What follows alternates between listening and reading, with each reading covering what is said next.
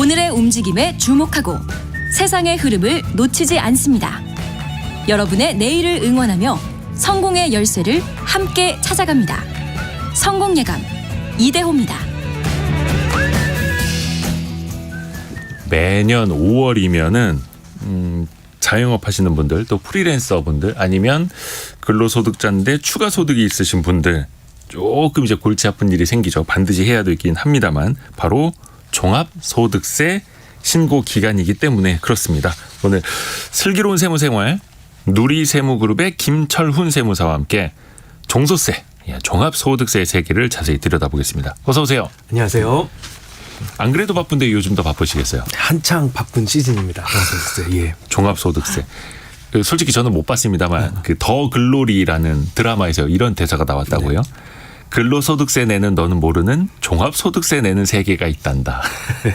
아니 그러면 종소세 내는 사람들은 뭐 다 소득이 높은 건지 일단은 종합소득세가 뭔지 어떤 차이가 있는지부터 좀 알려주세요. 네, 더 글로리라는 유명한 드라마의 대사였는데요. 네. 내 소득은 너보다 훨씬 많아가지고 네. 근로소득세 내는 너보다 내가 훨씬 더 많이 세금을 내고 있다. 그래서 네. 본인이 레벨이 훨씬 위에 있다는 의미로 나온 내용인데요. 사실 잘못됐어요. 아, 그래요? 네, 근로소득세를 내는 사람들 중에도 엄청나게 내는 사람들도 많이 있습니다. 그냥 직장생활 근로소득세만 하더라도. 네. 그래서 종합소득세라는 거는요, 말 그대로 종합소득을 모두 다 종합을 해서 내는 세금이고요. 네. 1년 동안, 작년 한 해 동안 벌어들인 모든 소득을 다 합쳐가지고 신고를 하는 거예요. 그럼 이 모든 소득이라는 거는 이제 법에서 정해놓은 열거돼 있는 소득에 대해서만 나오게 되는데요. 네. 이제 이자나 배당 같은 금융소득, 그리고 사업소득, 근로, 연금, 기타 소득을 얘기를 하는 거고요. 네.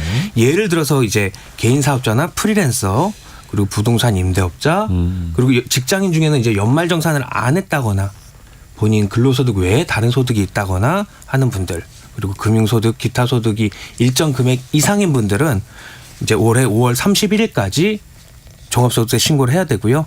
다만 이제 성실신고 확인 대상자라고 해가지고 네. 수익 금액이 일정 금액 이상인 많이 버는 분들에 대해서는 6월 30일까지 신고랑 납부를 해야 됩니다. 그러니까 사실상 근로소득세 외에는 거의 많이 이쪽으로 포함이 되겠네요. 네, 종합소득세. 예.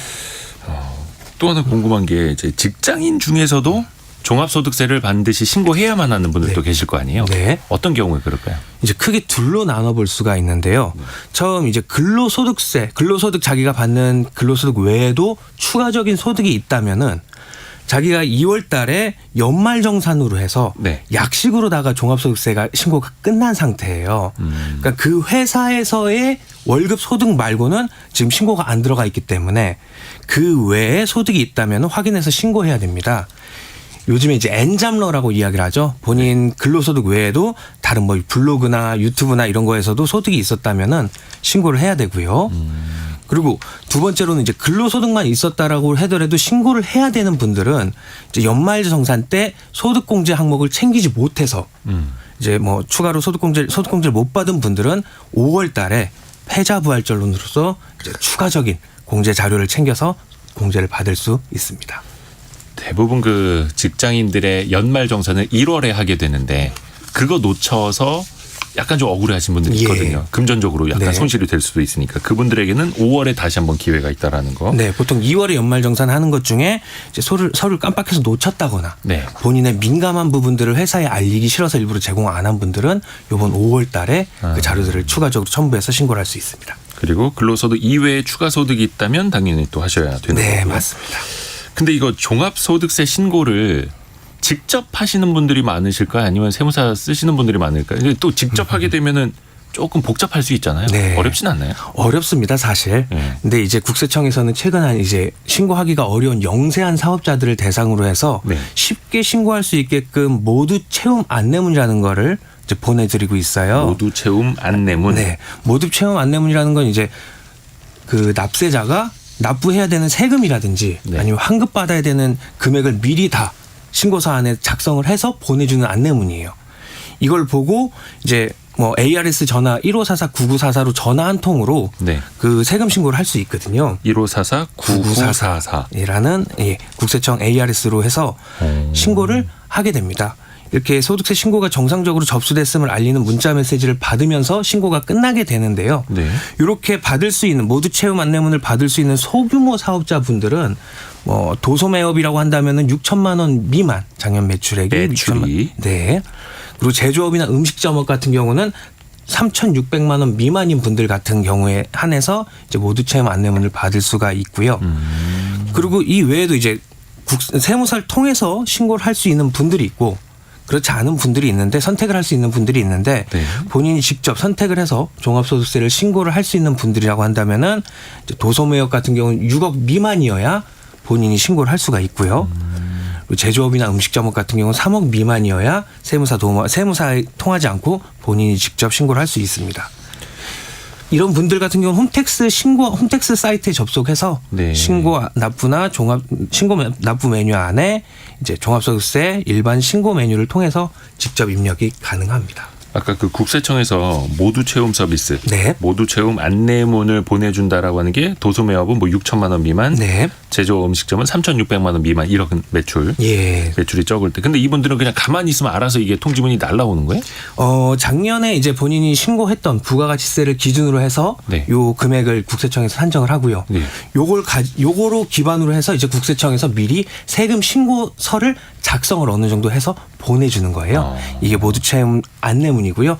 요게 나와 있는 거에 크게 이의가 없다고 한다면은 그대로 거기에 나와 그냥. 있는 번호로 전화를 해서 ARS로 전화를 해서 뭐 확인 버튼만 누르면은 동의 버튼만 누르면은 이제 신고가 끝나게 되는 시스템이에요. 그러니까 영세하신 분들에게는 국세청이 미리 채워서 보내주고 거기에다 내가 오케이 알겠음이라는 신호만 주면 그대로만 내면 된다. 네, 신고가 끝나게 됩니다.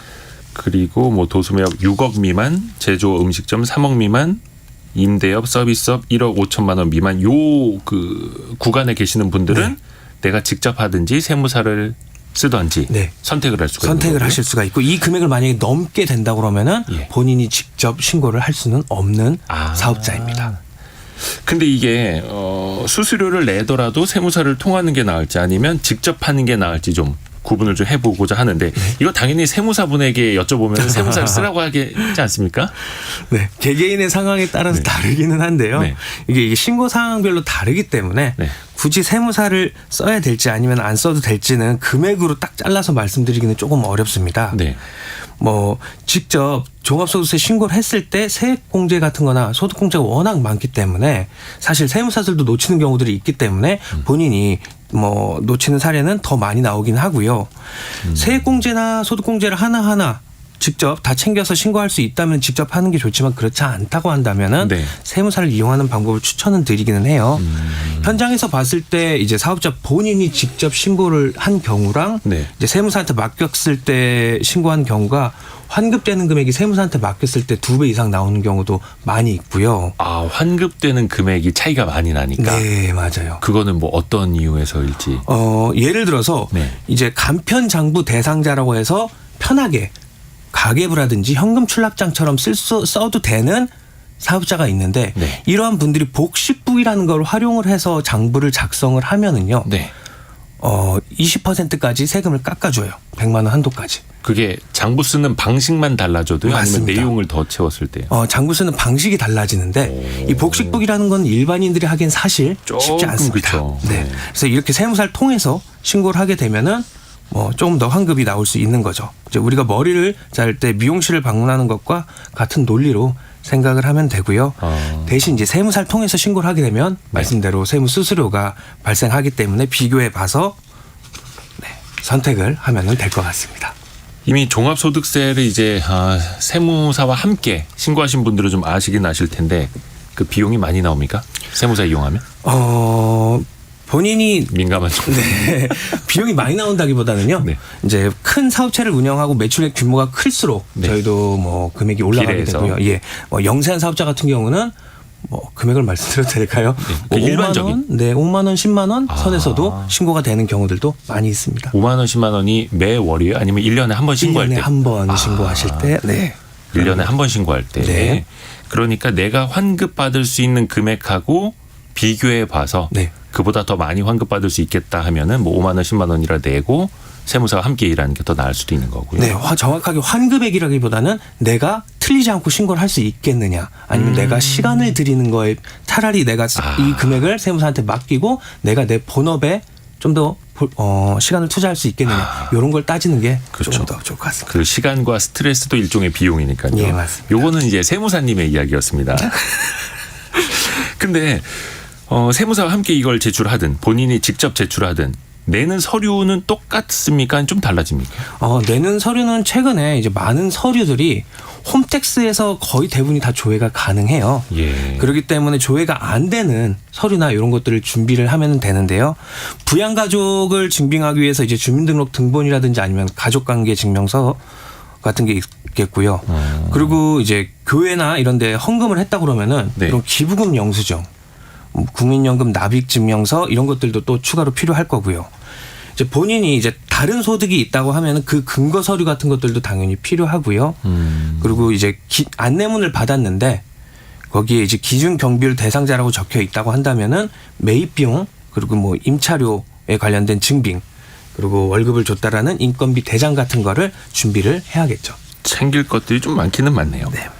옆 영숙님이 모두 채움 안내문은 언제쯤 받을 수 있는 건가요? 날짜 5월 언제인가요? 뭐 이렇게 네. 그 문자를 주셨거든요. 4월 말에서 5월 8일까지로 나가는 거라서 이제 나갈 분들은 거의 대부분이 다 나갔다고 보면 되고요. 오늘이 5월 8일인데. 예. 근데 이거 혹시 못 받으신 분들은 국세청 홈택스 사이트에 접속을 하면은 네. 확인을 해볼 수가 있습니다. 그리고 콜센터 통해서도 내가 그 대상이 되는지 한번 확인해 보시는 것도 예. 괜찮을 것 같고요.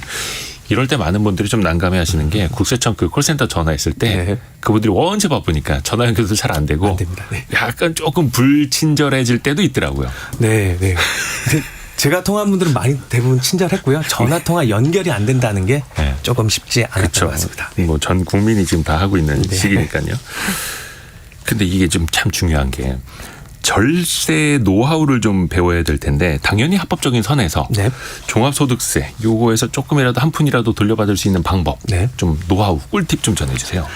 합법적인 선에서 세금 줄일 수 있는 방법은 가장 대표적인 게 이제 공제라든지 네. 감면을 많이 받는 건데요. 공제랑 공제 종류가 엄청나게 많아요. 그래서 예. 본인에게 해당하는 사항을 이제 확인을 해서 소득 공제와 세액 공제를 챙기는 게 가장 중요하고요. 이제 기본적으로는 필요한 내용들은 이제 연말정산 때처럼 하면 됩니다.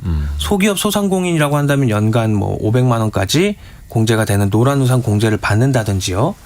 아니면 본인 포함해서 부양가족 한 명당 150만 원씩 공제를 해주는 인적공제 활용받는 것도 꽤나 큰 이제 공제 항목입니다. 이제 세액공제로는 이제 기부 내역을 공제받을 수 있는 기부금 세액공제라든지 아니면 연금계좌 세액공제가 있고요. 추가적으로 이제 월세를 냈다고 한다면은 네. 월세 세액공제를 받기 위해서 월세 계약서랑 이체 내역을 준비를 하면 될 것 같습니다.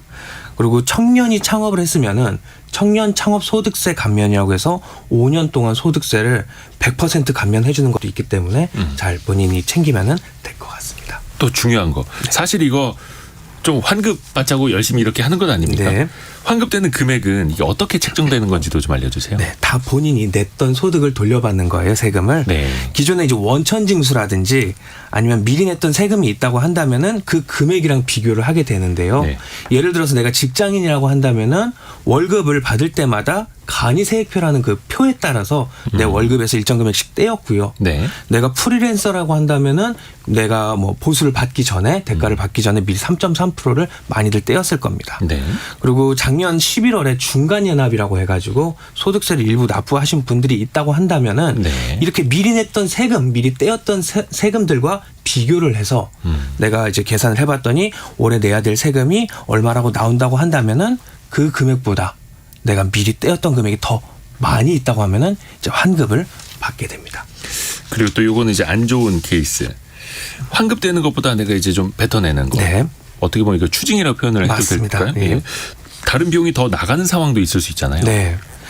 소득세 신고를 이제 일부러 적게로 하면은 먼저 가산세 문제가 있기 때문에 네. 조심해야 되고요. 그게 아니더라고 한다고 하더라도 은행에 따라서 조금씩은 다르지만 이제 신고된 소득이 적거나 아니면 결손이 나는 경우 같은 경우라면은 신규로 대출을 받거나 아니면 갱신할 때 불리하니까는 네. 참고를 해야 됩니다. 또 소득이 많은 경우라고 한다면은 이제 세금이 당연히 많이 나오기도 하지만 이제 소득과 연계된 건강보험료가 많이 오르게 돼요. 네. 최근에는 이제 세금만큼이나 건강보험료가 이제 건강보험료에 많이 신경을 쓰고 있는 추세이기 때문에 금액이 만만치 않기 때문에 이것도 고려를 해봐야 될 것 같습니다. 좋습니다. 오늘 누리세무그룹의 김철훈 세무사 통해서 종합소득세 신고에 대해서 이야기 들어봤습니다. 고맙습니다. 감사합니다. 감사합니다.